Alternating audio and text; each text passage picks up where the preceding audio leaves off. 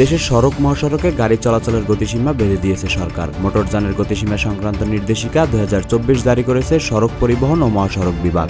সেই নির্দেশিকা অনুযায়ী সড়ক বেঁধে প্রাইভেট কার ও বাসের সর্বোচ্চ গতি নির্ধারণ করা হয়েছে ঘন্টায় 80 কিলোমিটার এবং মোটরসাইকেল ঘন্টায় 60 কিলোমিটার। তবে শহরের সর্বোচ্চ 30 কিলোমিটার গতিতে চলবে মোটরসাইকেল ও থ্রি হুইলার।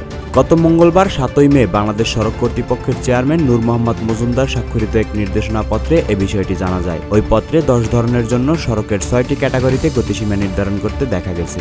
হালকা যাত্রীবাহী মোটরযান এবং বাস, মিনিবাস ও ভারী যাত্রীবাহী মোটরযানের ক্ষেত্রে ঘন্টায় সর্বোচ্চ গতিসীমা এক্সপ্রেসওয়েতে 80 কিলোমিটার, জাতীয় আঞ্চলিক মহাসড়কে 70 কিলোমিটার, জেলা সড়কে 60 কিলোমিটার, সিটি কর্পোরেশনে 40 কিলোমিটার, উপজেলা মহাসড়ক ও শহর এলাকায় 40 কিলোমিটার এবং গ্রামীণ সড়কে 30 kilometre. Truck, mini truck, covered van সহ মালবাহী মোটরযান এবং ট্রেইলার যুক্ত মোটরযানের ঘন্টায় সর্বোচ্চ গতিসীমা এক্সপ্রেসওয়েতে 50 কিলোমিটার, জাতীয় মহাসড়কে 50 কিলোমিটার, আঞ্চলিক মহাসড়কে 45 কিলোমিটার, জেলা সড়কে 40 কিলোমিটার, সিটি কর্পোরেশন 30 কিলোমিটার, উপজেলা মহাসড়ক এলাকায় প্রাইমারি সড়কে 30 কিলোমিটার ও অন্যান্য সড়কে 30 কিলোমিটার করা হয়েছে। এক্সপ্রেসওয়ে ও জাতীয় মহাসড়কে এবং আঞ্চলিক মহাসড়কে থ্রি হুইলার চলাচল নিষিদ্ধ করা হয়েছে। জেলা সড়ক ও সিটি কর্পোরেশনের চলাচলের অনুমতি সাপেক্ষে সর্বোচ্চ ঘন্টায় 30 কিলোমিটার গতিতে থ্রি হুইলার চলতে পারবে। এছাড়া অন্যান্য সড়ক এবং গ্রামীণ সড়কে সর্বোচ্চ ঘন্টায় 20 ও 30 কিলোমিটার গতিতে থ্রি হুইলার চলতে পারবে।